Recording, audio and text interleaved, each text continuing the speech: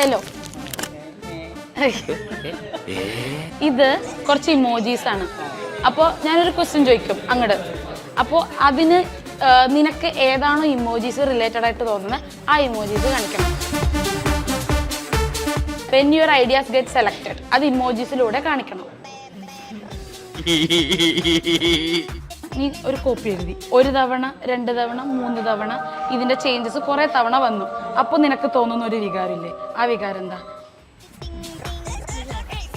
വൈകുന്നേരം ചായ പാർട്ടി ഉണ്ടെന്ന് പറയാ. അപ്പോൾ നിന്റെ വികാരം.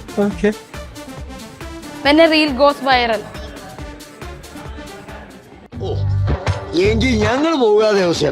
When your idea gets selected, ഏത് ഇമോജിയാണ് താങ്കൾക്ക് തോന്നുന്നത്?